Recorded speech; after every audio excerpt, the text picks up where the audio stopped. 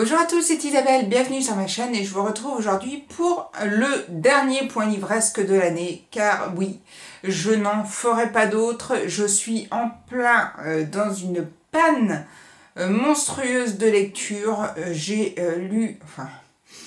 commencé à lire un livre qui ne m'a pas plu plus que ça, et j'ai enchaîné avec un deuxième qui me plaît pas non plus, donc je pense que je vais l'arrêter. Je vais essayer de me trouver une valeur sûre pour pouvoir continuer, me remettre un petit peu dans la lecture. Mais bref, là on est là pour parler des derniers livres que j'ai lus durant le mois dernier. Alors c'est vrai que ça va être minable parce que en tout j'ai lu 5 livres, dont un petit livre illustré, donc pas non plus très long à lire. On va commencer par la fin du Black November, c'est-à-dire des lectures que j'ai fait fin novembre. Et fin novembre, j'ai lu Brutal de Jacques-Olivier Bosco. J'avais rencontré l'auteur à Nice, donc c'était au mois de juin. Et en fait, c'est mon conjoint qui s'était pris ce livre, donc du coup il s'est été fait dédicacer. Et moi, c'est un livre que j'avais aussi envie de découvrir. Bon, lui ne l'a toujours pas lu. Et moi, je me le suis sorti là. Alors, pourquoi avoir attendu autant de temps pour le livre? Pourtant, des super critiques sur ce bouquin. Parce que quand l'auteur m'en a parlé, ça me donnait envie pourtant de découvrir le livre. Mais on m'a parlé de Tchétchénie et tout ça. Et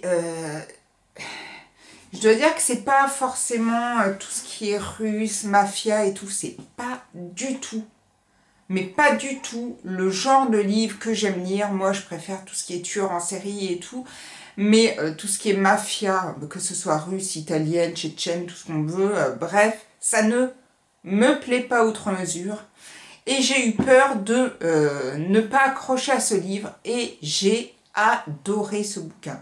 J'ai adoré ce livre parce que, et je pense que ça doit être le gros atout du livre, la flic Lise Lartegui, elle est juste génialissime. Alors, c'est vrai qu'au début, quand j'ai commencé le livre, j'ai fait je sais pas si ça va me plaire, je sentais que ça commençait plutôt mal. Et quand elle arrive vraiment et que elle prend sa place en tant que personnage principal et personnage central de l'histoire, on se dit waouh. Puis en plus, une femme, bon, elle claque bien. Elle est bretonne, forcément moi, ça m'a arrangé aussi. Mais elle a quelque chose qui fait que je me suis vachement attachée à ce personnage. Elle a bon, ce côté très brutal, mais on s'en fout parce que c'est trop bien à lire. Moi, j'ai été totalement pris dedans. J'ai vu quand même des avis négatifs. Bref, l'histoire, on commence avec des jeunes femmes vierges qui ont été vidées de leur sang et donc tuées. Et on se retrouve comme ça à chercher des responsables sur les meurtres de ces jeunes femmes. Et donc pour résoudre cette enquête, on retrouve le flic Lise Lartegui qui et à la PJ de Paris, et forcément tout ne va pas bien se passer, mais on est pris dedans, on est vraiment pris dedans. Et la Tchétchénie, bon, elle est un peu présente, mais on l'oublie totalement parce que cette femme est géniale. Je rêverais moi d'être Lise Lartegui, même si elle se foire, même si des fois elle est très brutale, on ne peut que s'attacher à ce personnage. Enfin, au moins, moi, je m'en suis délectée. J'ai vraiment adoré ce bouquin, qui est quand même une petite brique. Mais, comme toujours, la collection à la bête noire chez Robert Laffont, c'est tellement agréable à lire. C'est vraiment des livres, on prend plaisir à les lire. Moi, j'aime beaucoup leur police d'écriture. Alors, c'est des choses un peu basiques, hein. Une personne... X ou Y s'en foutrait royalement. Et d'ailleurs, on me dit un peu que je suis tarée. Mais je m'en fous parce que moi, c'est tellement agréable à lire que ça en devient un pur plaisir. Donc, si vous n'avez pas lu celui-ci, Brutal de Jacques-Olivier Bosco, foncez.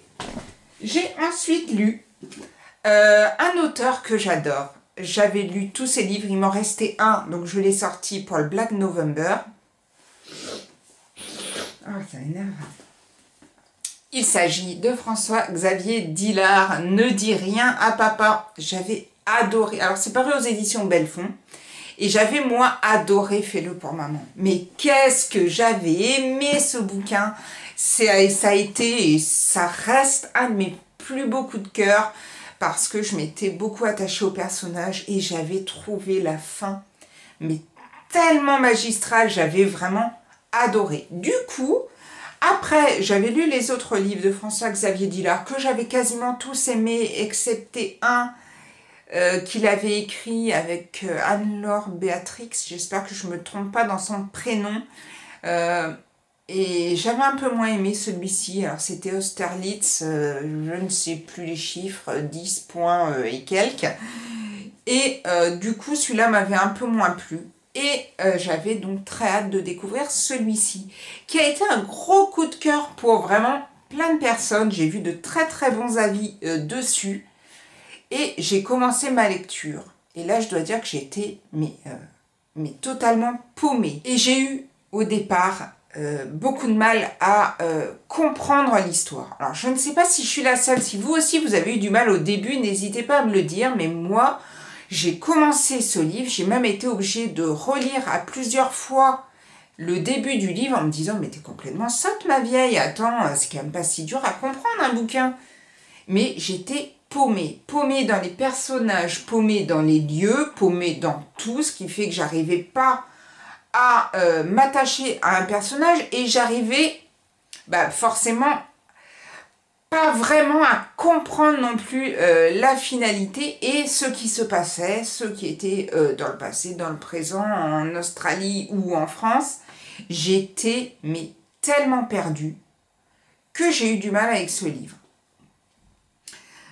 Donc, c'est un livre où on retrouve Fanny. Fanny vit avec son mari et ses deux jumeaux.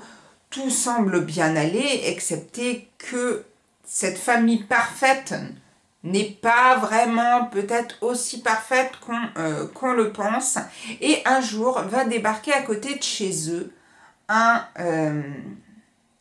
voisin, forcément, un homme, qui va peut-être venir un petit peu chambouler cette vie si parfaite que la famille veut laisser paraître. Et on se retrouve aussi en Australie, donc totalement à l'opposé, avec des victimes que l'on retrouve dans une ferme isolée, la police qui part justement et qui essaye un petit peu de savoir ce qui s'est réellement passé dans cette ferme. Et c'est vrai que même en vous l'expliquant, je me dis mais c'est vrai que c'était quand même assez bizarre. Et là, par la magie du Saint-Esprit, arrivé à la moitié du livre, à peu près un petit peu plus de la moitié, mon cerveau a peut-être reconnecté à un moment ou à un autre et je me suis dit waouh, non mais ouais, voilà, forcément. Et bon, je me parle souvent à moi-même, hein.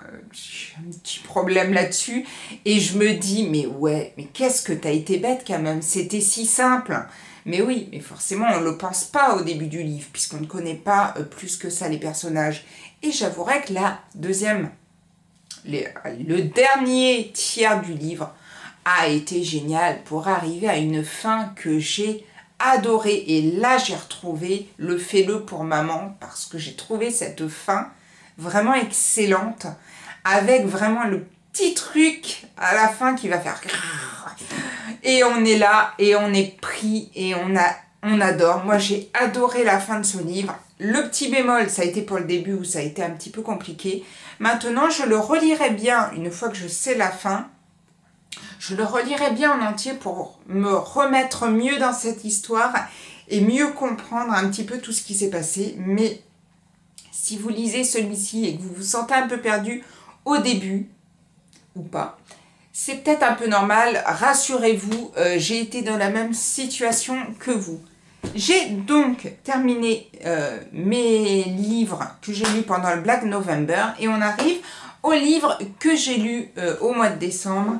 J'ai voulu lire, que j'avais également pris au Salon du Livre de Nice, Destin de chien de Sébastien Pérez et Benjamin Lacombe. Parce que c'est quand même mon premier livre de Benjamin Lacombe. Il était super gentil. Il a d'ailleurs fait une super dédicace pour la petite. Et j'ai adoré ce petit livre. Alors, c'est très mignonnet, hein. Forcément après Brutal, on se dit ouais. Et en même temps, alors, quand je l'avais pris, je m'étais dit, ah, ça va être un joli livre pour les enfants et tout. En fait, c'est des destins de chiens. Mais bon, il y a des chiens qui tournent un petit peu mal quand même. Et en même temps, donc du coup, j'avais commencé à lire. Donc c'est le premier qui est le petit Roméo ici, qui était trop mignon.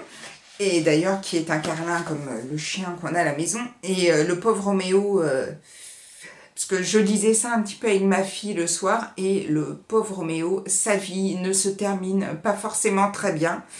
Bon, ça l'a pas non plus perturbé plus que ça, mais bon, si vous le lisez à vos enfants, le soir, avant d'aller au lit, il y a des histoires, elles sont toutes géniales, mais il y a des histoires qui se terminent pas forcément très bien, donc... voilà, mais sinon c'est super sympa à lire. Moi j'ai vraiment adoré et bah, forcément les illustrations sont super jolies. Ah, j'avais adoré. Alors j'avais adoré, je crois que c'était mon préféré, c'était Flatule.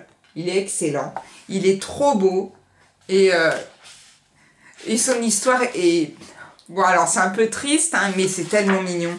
Et donc il y a plein de destins de chiens, vous voyez, avec leur date de naissance et tout. Et il y a des chiens. Non, non. Voilà, par exemple, il y a celui-ci. Titus, 1989-1990.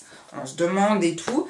C'est vraiment un super livre. Si, mais alors moi, j'arrive forcément toujours à la ramasse. Hein, mais ça peut faire un super beau cadeau. Alors pour Noël, peut-être que c'est un petit peu râpé. Hein, parce que je mets ma vidéo un petit peu au dernier moment en ligne.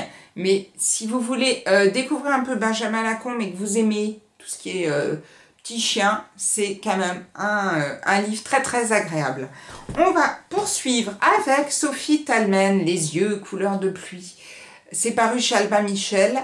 J'avais pris à la médiathèque son deuxième livre et je vous l'avais présenté dans une palle. Alors ça devait être ma palle de l'été. Et du coup, quelqu'un m'avait dit, oui, mais il faut que tu lises d'abord le tome 1. Ah, donc du coup, j'ai rendu le livre à la médiathèque et je me suis pris le tome 1. Et là, ça a été très difficile. Alors, quand je vous dis très difficile, ouais, je suis quand même arrivée à la fin de celui-ci. Peut-être parce que ça se déroulait à Brest et que donc ça m'a quand même ramené un petit peu chez moi. Mais alors, c'était vraiment la seule chose qui m'a un tantinet intéressée. J'aime beaucoup la série Grey's Anatomy. Alors, je me suis dit, oh tiens, c'est une sorte de Grey's Anatomy à la bretonne, ça peut être super sympa. Sauf que je me suis ennuyée. Mais je me suis ennuyée comme pas possible. C'est donc Marie-Lou, qui est une jeune étudiante, qui habite Grenoble et qui va se retrouver interne à Brest, en médecine, donc à l'hôpital de la Cavale Blanche à Brest. Et ben, moi, ça l'a pas fait. Je me suis tellement ennuyée. Si vous l'avez lu et que vous avez aimé, mais voilà. Vous avez de la chance qu'alors moi, mais ça l'a tellement pas fait. Oh, j'ai trouvé ça long. J'ai trouvé ça long. Oh, c'était terrible. C'était, voilà. Ça me rappelait chez moi, mais c'est vraiment tout ce que ça a fait. Voilà. Franchement, si vous aimez tout ce qui est thriller et tout, je pense que vous passez votre chemin sur Sophie Talmen, Les yeux couleur de pluie. Et bizarrement, je vous l'avais présenté dans mon dernier haul.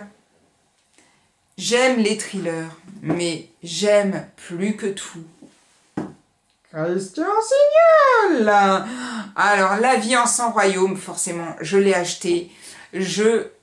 C'est tellement hivernal comme couverture qu'il a fallu que je le lise. Et bonheur. Mais quel bonheur! C'est peut-être pour ça que j'ai une panne livresque après, parce que ce livre, Ce livre, en fait, c'est le destin d'un docteur qui se retrouve... on est toujours... Alors, en plus, c'est vrai qu'on est toujours un petit peu dans la médecine.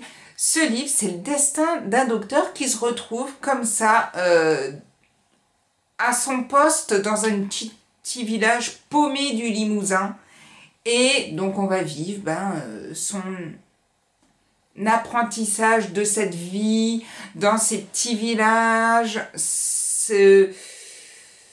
la vie des médecins généralistes dans des petits villages paumés. Et alors certes, je comprends certains qui l'ont peut-être lu ou qui ont lu de livres de Christian Signol vont peut-être dire oui, mais bon, c'est pas la vie d'un vrai, surtout ceux qui font médecine, hein, ceux qui sont médecins, qui vont lire ce livre vont dire oui, bon, mais c'est pas, c'est vrai que moi j'aurais adoré avoir un médecin comme ça. Je veux dire, le héros, le docteur Vialanex, il est tellement... il donne tellement à tous ses patients et tout. C'est vrai que c'est pas du tout le médecin. Voilà, moi pourtant j'habite dans un petit village paumé de Provence et mon médecin, il n'est pas comme le docteur Vialanex. Mais l'histoire est tellement belle, c'est tellement bien écrit. On est bien, on est sous notre couette, bien installé. On a l'impression de déguster une petite friandise. Alors c'est vrai aussi... Et je peux comprendre parce que moi j'ai cette vision-là des autres auteurs du même style. Oui, mais ça va pas me plaire parce que c'est vieillot. Alors, je suis d'accord avec vous parce que moi je dis ça des autres auteurs aussi. C'est le seul que je lis parce que c'est un auteur qui me rappelle ma grand-mère, ma jeunesse et tout. Et c'est vrai que comme je vous disais dans mon haul, c'est pour moi un passage obligé. Je suis obligée de le lire et j'aime tellement son style qu'au final, à chaque fois, je suis rarement déçue. Foncez si vous avez envie de lire quelque chose qui vous met du baume au cœur, qui fait du bien, qui vous donne envie justement de prendre la vie du bon côté, comme dirait Kinvey, mais... C'est un super bon bouquin. Moi, ça a été un petit bonbon et comme à chaque fois, je ne suis jamais déçue. La couverture est tellement belle aussi et je vous avais pas dit que c'était également paru aux éditions Albin Michel. Donc mon petit flop Albin Michel et alors mon maxi top Albin Michel. On en a donc fini avec les 5 livres que j'ai lus durant le mois dernier entre la... mi-novembre et la mi-décembre. Si vous avez lu certains des livres, n'hésitez pas à me laisser votre avis dans la barre de commentaires. Je vous souhaite un très très beau Noël, plein de belles choses en famille, plein de beaux cadeaux. Et moi je vous dis à bientôt pour une prochaine vidéo. Prenez soin de vous. Ciao ciao.